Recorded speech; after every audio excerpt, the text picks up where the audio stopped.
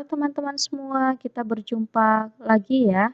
Nah, di video ini saya akan tepati janji saya kepada teman-teman yang non kepegawaian ya, yang tidak mendaftar di jabatan-jabatan kepegawaian. Contohnya itu salah satunya jabatan fungsional perencana ya, atau arsiparis mungkin ada yang daftar di arsiparis ya. Ada perencana, ada juga jabatan lain ya selain kepegawaian. Oke. Nah, jujur aja teman-teman, saya pribadi tidak akan membuat latihan soal kecuali latihan soal untuk teman-teman yang daftar jabatan kepegawaian. Kenapa? Karena saya sendiri PNS di bagian kepegawaian teman-teman. Saya bukan PNS di bagian yang lain. Otomatis bidang yang saya kuasai adalah bidang kepegawaian. Jadi bukan saya nggak mau buat teman-teman latihan soalnya, tapi saya memang nggak ngerti gitu tentang ilmunya, oke? Nah, tapi akan saya bantu teman-teman yang mendaftar jabatan-jabatan di luar kepegawaian untuk mencari materi sendiri ya. Silakan cari materi sendiri nanti. Nah, caranya kayak gini teman-teman. Pertama, teman-teman buka dulu peraturan tentang jabatan yang teman-teman lamar. Contoh, teman-teman lamar jabatan fungsional perencana, silakan buka peraturannya. Semua jabatan fungsional yang teman-teman lamar itu ada peraturannya, teman-teman. Ya, semua ada permenpannya. Silakan dibuka peraturan Menteri Pendayagunaan Aparatur Negaranya atau permenpannya di Google, ya, dicari. Nah, setelah dibuka, ini saya sudah bukakan yang perencana. Setelah dibuka, silakan di-scroll ke bawah, teman-teman. Di-scroll ke bawah sampai teman-teman menemukan apa sih tugas dari jabatan itu. Di sini sudah ada pengertiannya, teman-teman baca ya, jangan balas baca. Nanti kalau kalian malas baca nggak lulus loh kalian. Oke, sini ya, scroll ke bawah sampai nah tuh ada ininya juga ya jenjangnya. Nah, ketemulah tugas jabatan, ya. Ketika teman-teman sudah dapat tugas jabatan, teman-teman baca tugas jabatan perencana itu apa sih? Tugas jabatan fungsional perencana adalah menyiapkan, mengkaji, merumuskan kebijakan, dan menyusun rencana pembangunan pada instansi pemerintah secara teratur dan sistematis, termasuk mengendalikan, memantau, dan mengevaluasi pelaksanaan rencana pembangunan. Oke. Dari kalimat ini, teman-teman kira-kira dapat nggak kata kuncinya apa? Teman-teman pasti dapat ya kata kuncinya. Kalau nggak dapat, saya kasih tahu. Oke, ya. Jadi tugas jabatan fungsional perencana ini intinya terkait perencanaan pembangunan. Intinya itu rencana pembangunan. Itu intinya. Oke, kita scroll lagi ke bawah ya. Siapa tahu ada penjelasan lebih lanjut. Unsur kegiatan, silakan dibaca. Tuh, kebanyakan bahasanya rencana pembangunan, rencana pembangunan, rencana pembangunan. Tuh, ya kan? Itu kata kunci teman-teman. Nah, kemudian teman-teman bisa lihat lagi. Di sini sudah ada uraian kegiatan setiap jenjang jabatan. Mulai dari perencana ahli pertama, itu ngapain aja, di sini sudah ada. Mengidentifikasi permasalahan, dan seterusnya. Yang teman-teman perlu baca hanya di bagian ini ya, perencana ahli pertama saja. Tidak perlu dibaca sampai ke bawah. Karena teman-teman pasti rata-rata yang daftar P3K ini jabatan perencana ahli pertama kan ya? Atau ada yang daftar perencana ahli muda? Oke, pasti rata-rata daftar perencana ahli pertama kan ya? Nah, silakan dibaca, kemudian dipahami apa arti dari semua ini ya.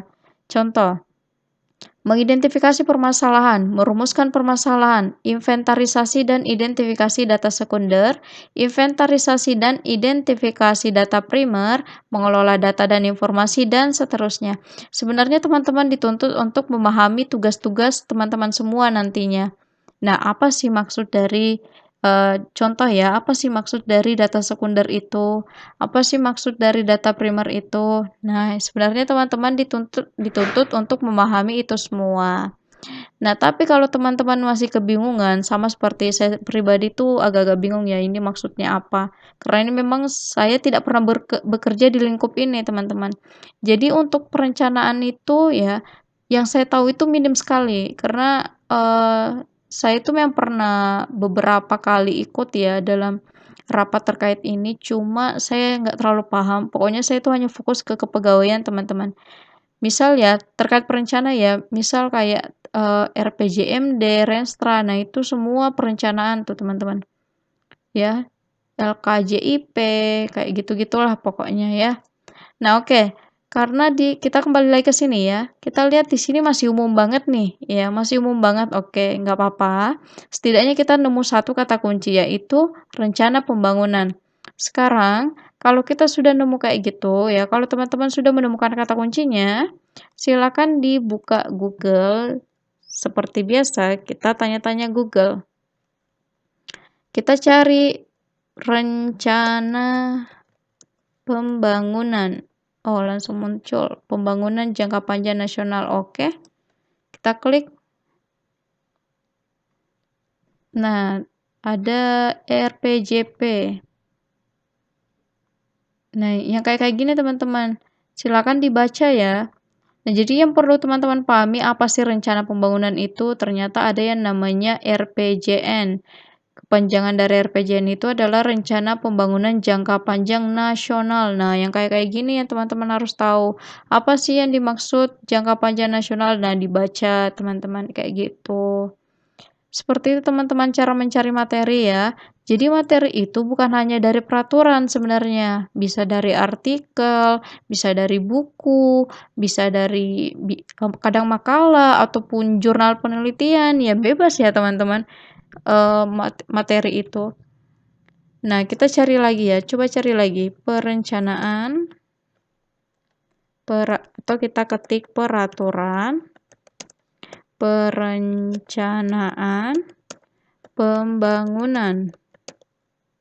Oke. Nah, ini ada beberapa teman-teman di Bappenas, peraturan yang dikeluarkan oleh Bappenas. Oh iya, ada ya Kementerian Perencanaan Pembangunan Nasional tuh Bappenas ya, teman-teman. Jadi teman-teman bisa baca-baca peraturan yang dikeluarkan oleh Bappenas deh untuk teman-teman perencana. Kalau teman-teman di kepegawaian kan baca peraturan BKN. Nah, kalau teman-teman perencana berarti baca peraturannya dari Bappenas. Nah, coba teman-teman baca. Kalau Arsiparis kira-kira peraturan apa? Biasanya peraturan dari maksud saya dari ANRI ya biasanya. Oke, peraturan. Saya contohkan lagi nih, peraturan tentang, kalau Arsiparis jelas ya tentang kearsipan.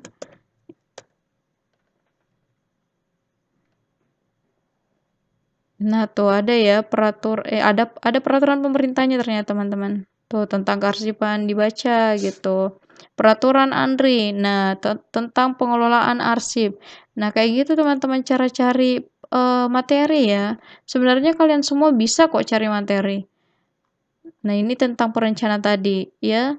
Seperti itu ya teman-teman. Jadi, kalau teman-teman mau cari materi, silakan dibuka dulu permenpannya, cari tugas teman-teman itu apa gitu. Setelah sudah tahu tugasnya ngapain, baru cari di Google materi terkait tugas kalian. Seperti itu teman-teman. Begitupun dengan Arsiparis. Nah, semisal Arsiparis ya, pertama cari dulu peraturan tentang jabatan fungsional Arsiparis. Semua jabatan fungsional itu ada peraturannya teman-teman, ada permenpannya. Nah, ada kan ya peraturan tentang jabatan fungsional Arsiparis. Nah, tuh ada. Ini dia ada di Permenpan nomor 48 dan ada peraturan barunya ternyata teman-teman di Permenpan nomor 13 tahun 2016. Jadi kalian download ini sama download yang ini. Ya, untuk teman-teman Arsiparis. Buka peraturannya, lihat tugasnya, cari materi terkait tugas kalian itu. Seperti itu ya teman-teman cara mencari materi untuk teman-teman yang ingin mempersiapkan kompetensi teknis P3K tahun 2023 nanti untuk menghadapi tes P3K 2023 nanti ya.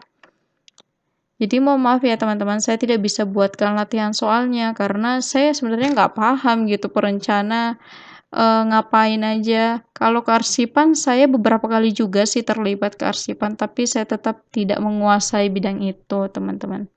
Ya, jadi saya hanya membuat, latihan soal dan materi yang terkait bidang yang saya kuasai, seperti itu.